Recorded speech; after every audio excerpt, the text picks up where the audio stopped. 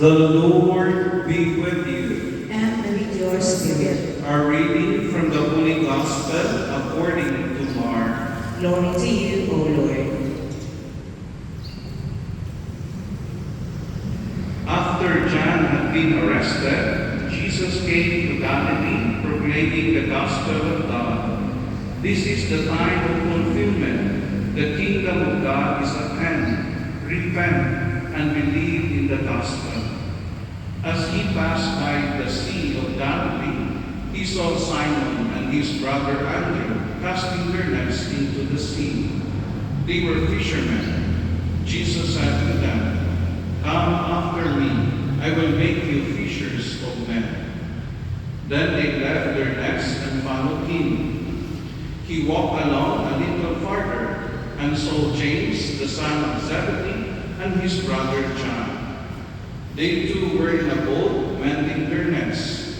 Then he called them, so they left their father Zebedee in the boat, along with the hired men, and followed him.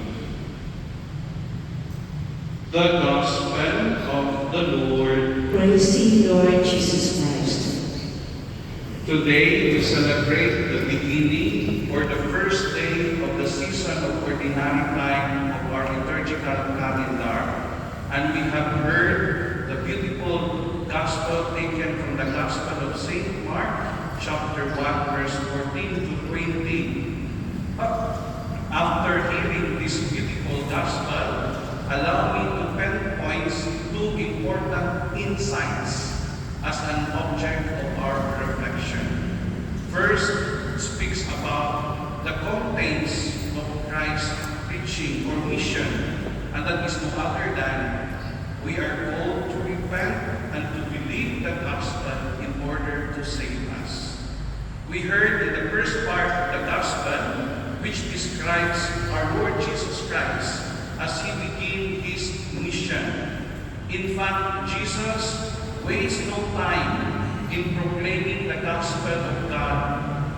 This is the time of fulfillment. The kingdom of God is at hand. Repent and believe in the gospel.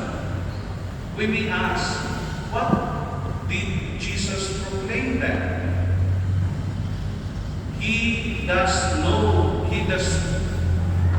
What does he proclaim to us?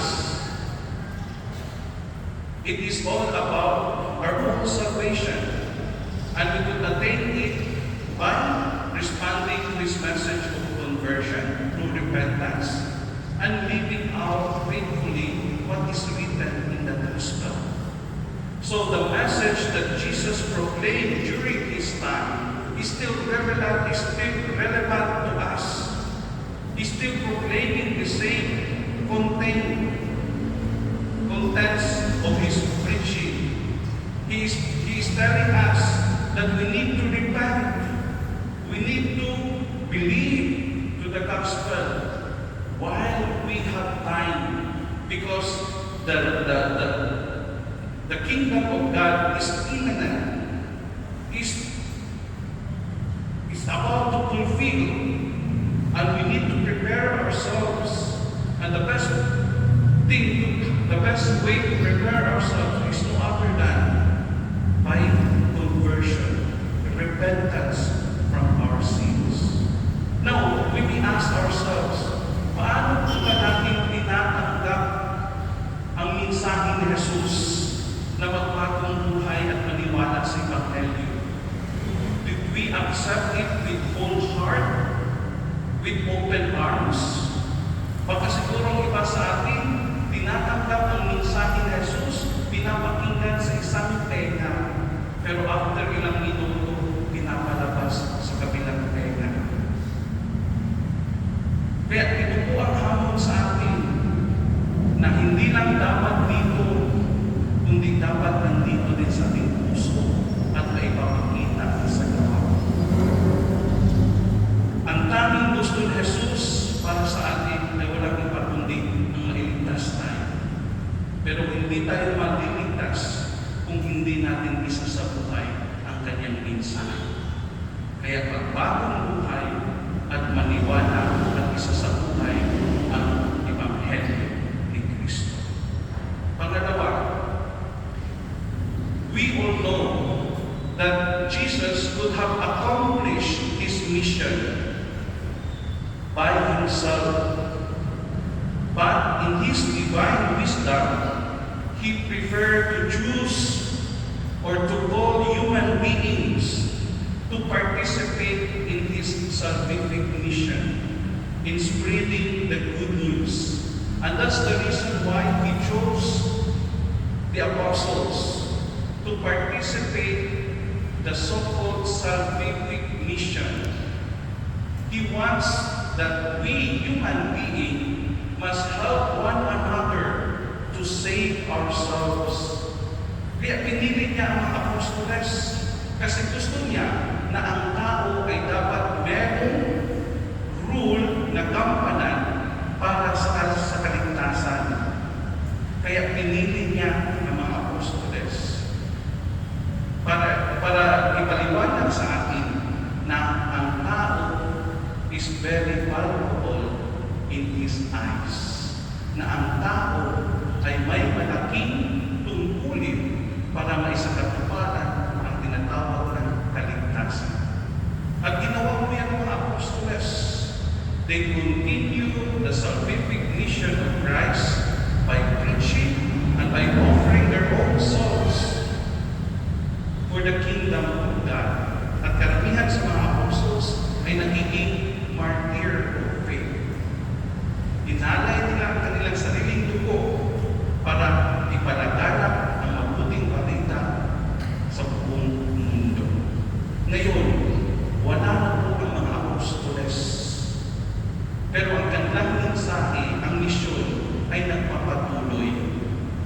At ito po ay maipagpatuloy kung tayo ay tutugon sa imbitasyon ng Diyos. Tayo mga nabubuhay ngayon, ang tinatawag na mga new apostles. Kung paano tinawag ni Jesus ang mga unang apostoles, ganun din ang kanyang ginagawa para sa ating lahat. Tinatawag tayo ngayon ni Jesus na magiging mga new apostles niya upang ipagpatuloy na ipalaganap ang mabuting balita ng kaligtasan.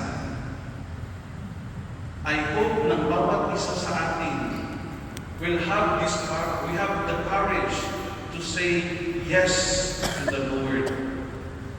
At tandaan po natin na ang imbitasyon na ito, come and follow me, it entails also to leave behind.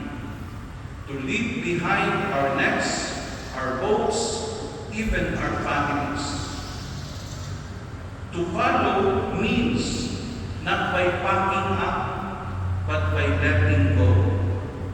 The call to follow Jesus is the call of discipleship.